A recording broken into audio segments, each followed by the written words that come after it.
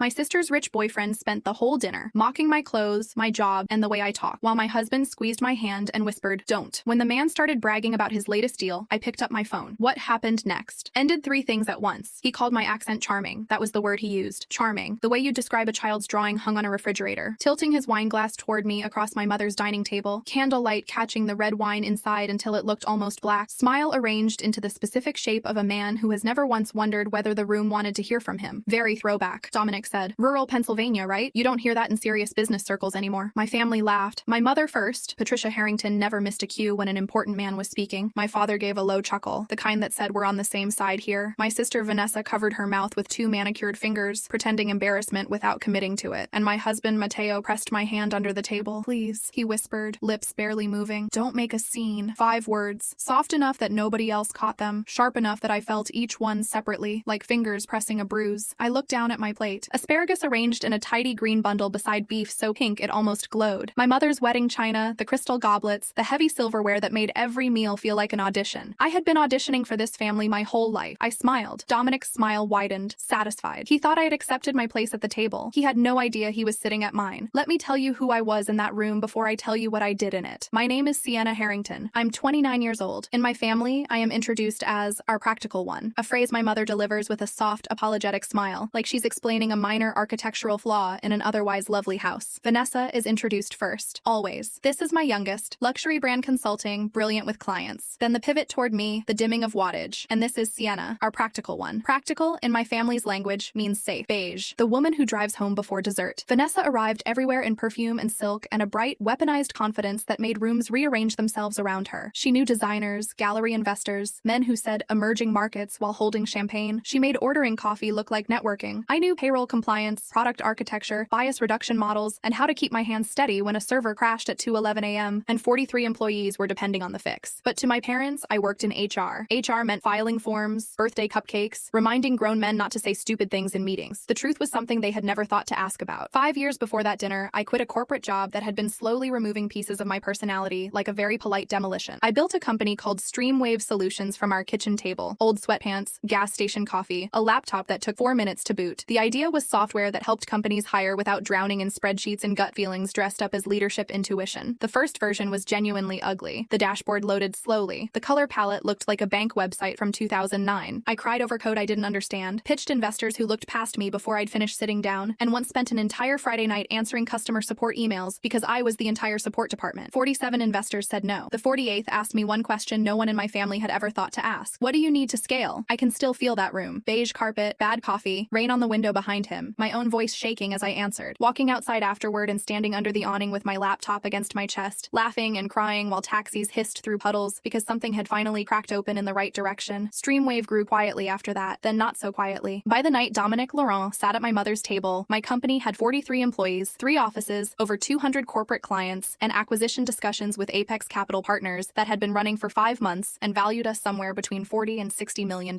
My family knew none of it. Mateo knew pieces. He knew I worked late. He knew I took calls with clients. He knew I had a business account and a lawyer named Evelyn who called more often than most friends. He never asked for more than that. I had told myself that was respect. That Sunday dinner was when I understood it was something else entirely. Vanessa called 3 days before to announce she was bringing someone. He's different, she said, breathless in the way she got about new things. Private equity, Wharton, international portfolios. Dad's already obsessed. I was standing in the bedroom staring at my navy dress hanging on the closet door. My laptop sat open on the bed, screen glowing with an email from Apex's acquisition team. Final team roster attached. I should have opened it then. Instead, I zipped up the same dress I'd worn for 3 Sundays in a row and drove to my parents' house like a woman walking into a room where everyone thought they knew the ending. My mother opened the door before we rang. Pearls. Important pearls. Her eyes did their scan before her smile arrived. Navy again, she said, kissing the air near my cheek. How dependable. A tiny cut wrapped in tissue paper. I'd been unwrapping those my whole life. In the living room, Vanessa rose from the sofa in cream silk that made my dress feel like office carpet. Beside her stood Dominic Laurent, handsome in a packaged way, straight white teeth, charcoal suit tailored around his ego, a tan that said either somewhere warm recently or money spent to look like it. His handshake was dry and practiced. My father entered with scotch already in hand and gave Dominic the handshake he had never once given Mateo. Firm, two-handed, the handshake of men who recognize each other. Apex Capital, my father said, like he was tasting something excellent. Vanessa tells me you're with Apex? Among other things, Dominic said smoothly. The name moved through me like cold air under a door. Apex had kept me occupied for 5 months. I knew their managing director had a silver streak in her hair and tapped her pen 3 times before before making a point. I knew their junior associate asked the sharpest questions. I had sat in their conference rooms. I had negotiated with their legal team. I did not know Dominic Laurent. I said nothing. I filed it. I watched. Dinner began with roasted squash soup. Dominic praised the texture. My mother practically glowed. He spoke in the language of men who have learned that sounding large is easier than being substantial. Leverage, optimization, strategic extraction, cross-sector positioning, words that landed impressively and meant nearly nothing. My father leaned forward. My mother refilled Dominic's wine. Vanessa laughed at his answers before they were finished. Mateo tried once. We're doing oral histories this semester, and some of my students have found incredible family stories. That's nice, my father said, already rotating back toward Dominic. Now about your acquisition pipeline. Mateo's shoulders dropped half an inch. I felt the familiar anger stir somewhere low in my chest. Then Dominic turned to me. So, Sienna, he said, with the smile of a man offering charity, tell me about your little HR world. The dining room felt suddenly colder. He explained my profession to me between bites of my mother's expensive steak. Human resources is necessary, obviously, he said, but real strategy happens above that level. Growth, capital, positioning. People are usually involved in growth, I said, a nervous laugh around the table. My mother rescued him with smooth speed. Sienna has always preferred stability. She isn't reckless. My father nodded about risk tolerance. Vanessa gave me the sympathetic smile I hated most, the one that said she forgave me for being unimpressive. Mateo stared at his plate. Dominic called my dress classic, then timeless, then refreshingly modest, each word a smaller box to put me in. He told Mateo he should leave teaching for private consulting. Same expertise, better packaging, and chuckled when Mateo said he liked teaching. Of course, passion matters, until the mortgage comes due. My fork clicked against the plate. Mateo's hand landed on my knee under the table. Not comfort, containment. Dessert came. Tiramisu in crystal dishes. My mother named the bakery before anyone had tasted it. I sat with cooling coffee and watched a man spend 2 hours using wealth as a measuring tape, and I measured the distance between who I was at that table and who I was every other hour of my life. Then came the accent. Charming, Dominic said, in a throwback kind of way. Everyone laughed. My mother, who once paid for speech coaching when I was 14 because she said I swallowed my vowels. My father, Vanessa, the whole warm-lit room agreeing, without saying it, that I was the local color at a table that had outgrown me. Mateo squeezed my hand. Don't make a scene. I looked at him. He was pale, not embarrassed for Dominic, for me, for what I might do to disrupt the polished cruelty everyone had agreed to call dinner. Something inside me went very still. Not broken. Still. Broken things scatter. Still things wait. Then Dominic leaned back with his wine glass and said the thing. Speaking of serious business, I'm in the middle of a major acquisition right now. Software company. Stream something. My pulse didn't race. It dropped. The platform's decent, he continued. Mid-tier HR tech, ironically enough. We're planning to restructure leadership, clean up the tech stack, cut redundancies, then flip it. These founders usually don't understand the value of what they've built. They stumble into success, then people like us professionalize it. The spoon in my hand went still over the tiramisu. Stream something. My company. My mother's eyes shone with admiration. My father leaned forward, asking about timelines. 90 days, Dominic said. Fast close. People like us, founders like me. I looked around the table. My mother enchanted, my father impressed, Vanessa proud of her selection, Mateo confused. Nobody knew that the man performing a deal he had no part in was talking about the 43 employees I had hired, the 200 clients I had built, the product I had written ugly early code for in my kitchen in old sweatpants. But I knew, and for the first time all night, I smiled for myself. Dominic. My voice went through the room the way a chair scraping tile goes through a restaurant. Every head turned. Even the candles seemed to pause. Dominic blinked. Yes? What firm did you say you're with? He recovered smoothly. Apex Capital Partners. And you're leading the Streamwave acquisition? That's right. Amused now. Do you know someone there? Vanessa laughed under her breath. My mother fired a look at me that meant do not embarrass this family. Mateo shifted in his seat. I set my spoon down. The silver made one small final sound against the saucer. Something like that, I said. I opened my phone. I had organized the folders months ago. Apex due diligence, acquisition team, legal correspondence, employment disclosures. My fingers moved through them without hurrying. I found the team roster, official Apex letterhead, current date, every employee involved in the Streamwave negotiations. I turned the screen toward Dominic. That's strange, I said, because I'm the founder and CEO of Streamwave Solutions. I've been negotiating with Apex for 5 months. Your name isn't on the acquisition team. The silence was the kind that happens when something expensive breaks. Dominic's smile didn't vanish immediately. It rose first, then began cracking at the edges, the way ice cracks from the center outward before anything actually falls. My mother stared at me like I'd started speaking another language. My father's eyes dropped to the phone. Vanessa said, "What?" in barely a whisper. Mateo stopped moving entirely. I scrolled. Managing directors, legal counsel, analysts, technical review team, integration consultants. I looked up. No, Dominic Laurent. He cleared his throat. Acquisition structures are complicated. Not everyone appears on every internal document. These aren't internal summaries, I said. These are the official team rosters sent directly to me as CEO. The flush rose through his tan. I opened the second document. Also, according to public filings, you haven't worked at Apex for 6 months. My mother's wine glass trembled. A thin red line slipped down the bowl and touched her finger. Dominic's voice changed register. Lost the velvet. You don't know what you're talking about. I turned the screen toward the whole table. Employment termination disclosure, I said. Filed after Apex removed him for cause. Misrepresenting deal involvement. Falsifying client reports. reports, claiming credit for acquisitions he had no role in. Vanessa made a sound I had never heard from her. Small, animal, like something had punctured. Dominic stood, chair scraping hard. That is completely out of context. What context makes fraud acceptable? I asked. Nobody laughed. The candles kept burning. The chandelier hummed. Outside, a car passed on the wet street, tires whispering over pavement. The ordinary world continued while the carefully constructed one at this table came apart by the seam. My father read the document on my phone with the concentration of a man watching his own judgment collapse. You said you were managing director, Vanessa whispered. You said you were promoted. Dominic reached for her arm. Vanessa, babe, don't. She pulled back. Don't call me that. He turned to my parents then, desperate. Mrs. Harrington, I can explain. Sienna is clearly upset. Maybe she misunderstood. I laughed. It surprised everyone, including me. I built the company you just called mid-tier, I said. I wrote the first code at my kitchen table. I survived 47 investor rejections. I know every person on that acquisition team, down to which analyst keeps granola bars in his laptop bag because due diligence meetings run long. I leaned forward. You don't get to sit in my mother's house, mock my work, mock my husband's career, mock my voice, then wear my company like a costume. Dominic looked at Matteo then. Last resort. Another man to pull him out. Matteo looked away. My mother stood. Her chair barely made a sound. She didn't need volume. Patricia Harrington had operated for 30 years on the authority of a woman who controlled the room through atmosphere alone. Get out of my house, she said. Patricia, now. He looked at Vanessa one last time. She was crying. Mascara tracking down both cheeks. Arms folded across her chest like she was trying to hold something in that had already left. He grabbed his coat, walked to the front door. It opened, closed, and in the silence after, every person at that table turned and looked at me. For 29 years, I had been invisible at that table. Now I was the only thing in the room. Nobody spoke for a long moment. My father missed his glass pouring scotch. Amber liquid pooled over his hand. He didn't notice. Vanessa stared at the empty doorway. The antique clock in the hallway ticked with the specific obscenity of sound continuing when everything else had stopped. You're the CEO? My mother said. Yes. Of Streamwave Solutions. Yes. My father looked up. Valuation? Of course. Numbers first. Pain later, if at all. Between 40 and 60 million, I said, depending on which offer we accept. The word million moved across the table like weather no one had dressed for. Why didn't you tell us? My mother asked. I looked at her carefully. There were so many answers. Because you called me practical like it was a consolation prize. Because Dad interrupted me every time I spoke about anything real. Because Vanessa's handbag received more follow-up questions than my career. Because the one time I mentioned building something of my own, you told me stability suited me, which was your way of saying ambition didn't. I gave her the cleanest true thing I had. You never asked. She flinched. Good. Some truths should land before they're softened. Matteo reached for my hand under the table. This time I moved mine away. He noticed. His face shifted. Just slightly. Just enough. Sienna, he whispered. I need air. The hallway was colder. I walked past the family photos in silver frames. Vanessa at graduation. Vanessa at charity events. Vanessa at the golf club dinner. I was in some of them technically. At the edge, half-turned, a shoulder in the background. Matteo followed me to the front entry. Can we talk? I faced him under the chandelier. The same chandelier my mother had once called understated, though it was roughly the size of a small planet. You told me not to make a scene, I said. He closed his eyes. I know. A man was mocking me in front of my entire family. I panicked. You always panic here. Your family makes me feel like nothing. Something cold moved through me. And your solution was to help them do it to me? His mouth opened, then closed. The first honest thing he'd done all night. I didn't know, he said quietly, about the company. Not really. You knew enough to ask. I thought you'd tell me when you were ready. No, I said. You thought not asking meant you didn't have to know. There's a difference. His eyes went wet. That's not fair. Fair. I looked at him. I spent 4 years defending you to the people in that room. I told myself you were gentle, not weak. But tonight I understood something. You weren't just avoiding conflict. You were protecting your seat at the table. A quiet wife made your fear look like peace. A quiet wife didn't force you to choose. That's not true. Then why was your first instinct to silence me? He looked toward the dining room, then back at me. The answer was all over his face. My mother appeared at the end of the hallway, face bare in a way I'd never seen it, even with makeup still on. Sienna, please stay. I looked from her to Matteo to the dining room where the plates sat half-finished and cooling. For once, nobody was directing me. For once, they were waiting. I picked up my coat. No, I said. Where are you going? Matteo asked. I opened the front door. Cold air rushed in, smelling like wet leaves and distance. Somewhere, I don't have to be small. I stepped outside alone. The whole house behind me went quiet. I drove without music. The roads were slick and black under the streetlights. My hands were steady on the wheel, but my chest felt hollowed out, scraped clean of everything familiar. I didn't go home. Home was where Matteo would follow, apologize, make tea, and try to convert one clear truth into a complicated conversation. I didn't have the strength to comfort him through the consequences of hurting me. I checked into a hotel downtown on my business account. Citrus cleaner and fresh flowers in the lobby. A man in a navy uniform handed me a key card, like I was anyone else. No history, no expectations, no must-use Sienna. And that almost undid me more than anything at that table. Just my name. Room 1807. I stood in the elevator watching numbers climb in red light while my phone buzzed continuously. Mom, Dad, Vanessa, Matteo. Unknown number, Matteo again. I turned it face down on the hotel desk and sat on the edge of the bed in my slip and cried in the specific ugly way I never let myself cry around other people. Mouth open, one hand pressed against my stomach because grief has a body and mine had been carrying too much for too long. I cried for the girl who practiced saying drinking water without a rural edge because her mother said people noticed. I cried for every dinner where I laughed at jokes aimed at me just to keep the evening smooth. I cried for 4 years of believing that a husband who loved me quietly in private was enough, even when he wouldn't defend me in public. Around midnight, I checked the phone. Mateo had sent 11 messages. I'm sorry. Please tell me where you are. I was wrong. I love you. We can fix this. That last one made me colder than the rain outside. He still thought this was a crack to seal, a scene to clean up. My mother's messages were shorter, building towards something. The last one said simply, I'm sorry. No decoration. No, I'm sorry you felt that way. No, I'm sorry dinner was tense. Just, I'm sorry. I looked at it for a long time and felt nothing unlock. Then at 6:12 a.m., Marcus called. Marcus Gray, my co-founder, the only person who had been in the room for every crisis, every near miss, every night we'd almost quit. He never called before 7 unless something was burning. You're trending, he said. I sat up. Someone had posted about the dinner. No video, but enough detail. Quiet CEO exposes fraud boyfriend at family dinner. It was everywhere. Dominic is already trying to spin it, Marcus said, and he's using Mateo's name. Dominic's statement wasn't official, but it was efficient. The kind of damage that doesn't need a press release. Just the right finance gossip account and a screenshot from someone close to the family. The message said the dinner had been misunderstood, that I was emotionally overwhelmed, that my husband had privately apologized for my behavior. My behavior. Mateo called before I could call him. I answered. Tell me you didn't speak to Dominic, I said. Silence. That was how I knew. He'd taken the call late at night, he said. Didn't know what Dominic wanted. Dominic was panicking. Mateo had only said things got out of control. Out of control. Another soft phrase laid over a hard fact. Did you apologize for me? I said you were under pressure. I laughed once without humor. Dominic had spent one evening mocking me. Mateo had spent 4 years asking me to absorb it. And when the truth finally cost another man something, my husband's instinct had been to soften the landing. For him, not for me. I want you out of the apartment before I come back, I said. Sienna, please. I'm not doing this. I'm recognizing what has already been done. His voice cracked. I love you. I know, but your love has always arrived after the damage, he cried. I could picture him at our kitchen table, hair messy, hand over his face, kettle cooling untouched beside him. Once that image would have pulled me back like a tide. Let me fix it, he said. You can start by telling the truth publicly. Post that you never apologized for my behavior because I did nothing wrong. Say Dominic lied. Say you failed your wife. Use plain words. Silence. His terror of plain words. I thought so, I said, and hung up. By 9, I was in Marcus's office in yesterday's shoes and a blazer his assistant kept for emergencies. It smelled like dry cleaning and peppermint gum. Marcus slid coffee across the desk. You look like you won a war and still haven't slept. Accurate. Apex called. They're concerned about noise around the deal. Dominic created the fraud risk, not me. I told them that. And they want reassurance on leadership stability. I looked through the glass wall at our team moving through the open workspace. Claire at reception. The dev cluster around a monitor. Sunlight on the Streamwave logo we had once printed ourselves because we couldn't afford signage yet. Leadership stable. I had built stable with shaking hands at a kitchen table in sweatpants while my family called me boring. Schedule the call, I said. You sure? No, but I'm done letting other people narrate me. Before the Apex call, my phone buzzed with a text from my father. Your mother and I are coming to your office. We need to talk. The elevator doors opened beyond the glass before I could respond. My parents stepped out together, moving through my company's lobby like people who still expected rooms to rearrange for them. My mother clutched her purse in both hands. My father's jaw was set. For the first time in 29 years, I did not stand up to greet them. They looked smaller in my office than they ever had in their house. At home, they had the advantage of chandeliers, wine poured before anyone could refuse it, 30 years of careful staging that said this family has substance and taste. Here, under clean office light with my company's name on the wall behind me, they looked like visitors who had come to the wrong floor. My father noticed the logo first. His eyes stayed on it half a second too long. My mother noticed the employees, the glass conference rooms, the people doing real work in real time, and I watched her understand, piece by piece, that this was not a lucky accident or a small side project she'd been charitable about. This was 43 people. This was alive. Sit down, I said. My mother's lips parted. I had never spoken to her that way. Not rudely, not loudly, just directly. She sat. My father stayed standing. This is getting out of hand. Which part? The public attention, the gossip, the reputational risk. To whom? His jaw tightened. To everyone. Be specific. My mother put a hand on his sleeve. He exhaled through his nose. To the family, he said. There it was. Not my reputation, not my company, not the fact that a man had publicly slandered me and my husband had helped him soften it. The family, the old god. I have an Apex call in 20 minutes, I said. So choose carefully. Are you here as my parents? Or as damage control for the Harrington name? My mother's voice shook when she answered. As your parents. My father looked at the floor. I waited. Finally, he sat. We failed you. My mother didn't look away when she said it. I spent years making you feel like you were less because you didn't perform success the way I recognized it. I called you practical when I meant safe. I was proud of Vanessa for being impressive and ignored that both of you were performing for me instead of living. My father rubbed his face. He looked older than he had 48 hours ago. I misvalued my own daughter, he said quietly. I judged value for a living and I got this one completely wrong. Something in my chest ached, not opened, just ached. I believe you're sorry, I said. My mother reached for my hand. I moved mine off the desk before she reached it. Her face crumpled. But sorry doesn't reinstall me into the family system as it was, I said. I'm not coming back to Sunday dinners where a few tears erase 29 years. I'm not becoming your redemption. I'm not not proof that you're better now. We don't expect that, she whispered. You do. You just don't know you do yet. My father looked at me with something I didn't recognize on his face immediately. Then I did. It was the look of a man who has been asking the wrong questions his whole life and has just noticed. What do you want? He said. Marcus lifted 2 fingers through the glass. Apex in 15. Distance, I said. Stop calling because you're uncomfortable with the consequences of your own choices. Let Vanessa find out who she is without using me as a reference point. Don't speak about me to your friends, your clubs, anyone. When you've done that long enough to mean it, I'll let you know. And Mateo? My mother asked. The name entered the room like smoke. I'm asking him to leave the apartment. My father frowned. Divorce is a serious, so is 4 years of public cowardice. Claire knocked on the glass. Apex is ready. I stood. My parents stood automatically. Reflex from a lifetime of rooms they ran. My father looked toward the conference room, then back at me. Are you going to be all right? For once, the question sounded real. Not evaluation, not doubt. Just a father. Frightened. I picked up my laptop. I already was, I said. You just didn't know. Dominic's email to Apex had gone out that morning. Subject line, formal clarification regarding false allegations. He claimed he'd consulted informally on the Streamwave deal, that I had misinterpreted casual dinner conversation, that his Apex termination was mutual and unrelated to ethics. And then, his worst move, the one that would cost him everything, he implied Streamwave's leadership might be unstable because its CEO had allowed personal family conflict to influence professional judgment. Evelyn, my attorney joining by video from New York, read it on screen with red lipstick and the expression of a woman who genuinely enjoys this part of the work. Good, she said. Marcus looked at her. Good? He put it in writing. Caroline Voss appeared on the Apex screen, silver streak, blue notebook, pen tapping 3 times before she spoke. Sienna, we received Mr. Laurent's email. I assumed. We want to be clear. Apex has no ongoing relationship with Dominic Laurent. He was terminated for cause. Then I need that in writing. Today. I also need written confirmation that he had no role, formal or informal, in the Streamwave acquisition. I need Apex to notify every recipient of his email that his statements are false. And I want a revised indemnity clause protecting Streamwave from liability related to his misrepresentations. Marcus glanced at me sideways with something close to pride. Caroline studied me through the screen. That's a significant request. So was being publicly dragged into a fraud narrative by your former employee. A faint smile. Fair. We negotiated for 43 minutes. Not begged, not reacted. Negotiated. When the call ended, Evelyn leaned toward her camera. And your husband? She knew. Good lawyers hear the unsaid. He's leaving the apartment today. Do you need a referral? Send it. That evening I went back to the apartment with Marcus waiting downstairs. The hallway smelled like someone else's garlic dinner. My key turned smoothly in the lock. Inside, 2 suitcases stood by the door. Mateo was in the living room holding the framed photo from our courthouse wedding. Me laughing, hair blown across my face. Him looking at me like the world had reduced itself to one person. Grief hit me so hard I almost sat down on the floor. I posted, he said. I checked my phone. My wife did nothing wrong. Dominic Laurent lied. I failed to defend Sienna when she deserved it. I am ashamed of that. Thousands of likes already. Public, specific, what I'd asked for. Still late. Always late. I'll do therapy, he said. I'll stand up to your parents. I'll never ask you to be quiet again. I looked around the apartment. The chipped mug, the stack of student essays, the small basil plant dying on the windowsill because we always forgot to water it until it was nearly too late. This had been my life, not all bad. That's what made leaving harder, not less necessary. You're promising to become the husband I needed after I stopped being the wife who made your weakness comfortable, I said. He cried, quietly. I could see him trying not to. Once that would have been enough to pull me back. Do you hate me? He asked at the door. No, I said, and meant it completely. I just don't choose you anymore. The door closed. The apartment went quiet. Then Dominic's number sent a message from an unknown line. You think you won? You have no idea what I can still destroy. I screenshotted it, forwarded it to Evelyn. Block the number. She called in under a minute. Don't respond. I didn't. Men like Dominic rely on private shame, she said. You are no longer private. By morning, Apex had issued their statement. Apex Capital Partners confirms that Dominic Laurent is not employed by the firm, has no role in any current transaction involving Streamwave Solutions, and is not authorized to represent Apex in any capacity. Clean, final, public. Dominic's consulting website disappeared by afternoon. His LinkedIn went dark. Former colleagues stopped taking his calls. A finance newsletter picked up the story and ran it under a headline that required no editorializing. By 3 o'clock, Vanessa texted me a screenshot of Dominic trying to reach her 12 times. Did you answer? I asked. No. Then, I wanted to. Not because I miss him. Because I wanted to know how I was stupid enough to believe him. You weren't stupid, I wrote back. You were trained to value the packaging over the person. We both were. She didn't reply for a while. Then, I'm sorry I laughed at dinner. That apology landed differently from my parents. Less polished, less desperate to be forgiven. I typed back, I know. Not, I forgive you. Not, it's okay. Because it wasn't okay. But it was honest, which was the only currency I had any use for now. 3 weeks later, the Apex terms changed. They came back stronger. But I no longer wanted to sell control. Not completely. The noise had brought attention. New customers, new investors, and something I hadn't expected. Emails from women founders who wrote at midnight saying I thought I was the only one. The platform that had started as ugly code on a kitchen table was being seen, finally, at full size. So I negotiated a growth partnership instead. Capital without surrender. Expansion without erasure. At the final meeting, Caroline Voss said, you realize most founders would have taken the original money and walked. I spent too long being walked over, I said. I'm not selling the company just to become a footnote in someone else's portfolio. She smiled. Then let's build. The deal closed in December. December. No Dominic, no family spectacle, no husband beside me for the photos. Just me and Marcus and our legal team and 43 employees cheering in the open office when I walked out with signed documents. Claire from reception popped grocery store champagne because that's what we had in the fridge. Someone played music too loud. Marcus hugged me hard enough that my ribs protested. "You did it," he said. Through the glass wall, I could see snow beginning to fall over the city. I had spent years imagining that success would feel like applause from the people who doubted me, like vindication delivered at volume. It didn't feel like that. It felt like keys in my own hand. When my mother texted, "We are so proud of you, sweetheart," I looked at the screen for a long time. "Thank you," I wrote back. Nothing more, because pride, like love, means something different when it only arrives after proof. By January, my life was unrecognizable in quiet ways. New condo, 15 minutes from the office, high enough that traffic sounded like weather. First night there, I slept on a mattress on the floor because the furniture hadn't arrived. Takeout noodles from the carton. Snow blurring the city lights beyond the window. No one to tell me not to make trouble. No one to be disappointed by the size of my voice. The silence felt strange at first. Then it felt clean. Mateo signed the separation papers in February. We met at the coffee shop near the courthouse where we used to buy cinnamon rolls after dentist appointments because adulthood deserved small rewards. He'd grown a beard that didn't suit him. He told me he was in therapy, that he was learning how much he'd avoided. "If I'd defended you that night," he said, "would we still be married?" I watched steam rise from my cup. "No," I said. He looked startled. "That night didn't create the problem," I said. "It just let me see it." He nodded, each word landing like something he'd already suspected and hoped wasn't true. "I hope you're happy someday," he said. "I hope you become brave before someone else needs you to be." We walked out separately. The bell over the cafe door rang once for him, then once for me. In March, a national business magazine ran my profile. The headline made me laugh. "The CEO who stopped whispering." After it ran, my inbox filled again. Most of it I couldn't answer, but one email stopped me. A woman in Ohio who wrote, "My family calls me the safe one. I printed your article and put it above my desk. I read that 3 times. Then I pinned it to the corkboard in my office. Not because I needed to be a symbol, because I needed to remember that silence travels, and so does the moment it ends." 6 months after that dinner, I stood backstage at a women's leadership conference in Chicago, listening to rain on the roof of the convention center. 800 people on the other side of the curtain. Marcus handed me a paper cup of coffee. "Nervous?" he asked. "Yes." "Good. Means you're not dead." Inspiring as always. He tapped his cup against mine. "Go make a scene." The host introduced me as founder and CEO of Streamwave Solutions. She mentioned the growth partnership, the expansion, the hiring equity tools. She did not call me someone's daughter, someone's sister, someone's wife, or the quiet woman from a viral dinner. I walked into the light, set my notes on the podium, pushed them aside. "I used to think being underestimated was something that happened to me," I said. "Now I think it was also something I was trained to accept." The room went alive quiet, listening quiet. I told them about building in silence. Not the gossip version, the real one. The ugly dashboard, the 47 rejections, the nights my eyes burned, the way I mistook invisibility for safety because visibility had always come with a cost I didn't know how to stop paying. I did not name Dominic. He didn't deserve the stage. I didn't name Mateo either. Some stories belong to the person who survived them, not the people who forced the lesson. "I don't believe every insult needs an answer," I said, "but I believe every woman should know the difference between peace and self-erasure. Peace lets you breathe. Self-erasure teaches you to hold your breath so no one else feels uncomfortable." A woman in the third row wiped her eyes. My throat tightened. My voice held. "I lost some things by speaking up. I lost the version of my marriage that only worked when I stayed small. I lost the version of my family that loved me best when I was easy to overlook." I paused, but I gained myself, and I will never call that a loss. The applause came slowly, then all at once, the way the best things do. That night in my hotel room, I stood by the window looking at Chicago below. Wet streets, moving headlights, the city doing what cities do without asking permission. My phone buzzed. "Vanessa, saw clips from the speech. Not because you were impressive, because you were you." Then my mother. "I watched online. I am learning to be proud without making it about me. I love you." I read it. Set the phone down without answering. Not every message required immediate access to me. That was freedom too. A final email from Priya, my divorce attorney. Finalized. Documents attached. I sat on the edge of the bed. No tears came. Just one long, steady breath. I thought about the navy dress, the tiramisu untouched, Dominic's face draining of color, Mateo's whisper, my mother's laughter, my father's silence. Then I thought about my name on that conference stage, my team. 43 employees who had built something real with me. The woman in Ohio who printed an article and put it above her desk. They had thought I had nothing. No power, no edges, no story worth hearing. They were wrong. I had built a company in silence. Then I built a life out loud. And this time, nobody else got to decide how much space I was allowed to take up.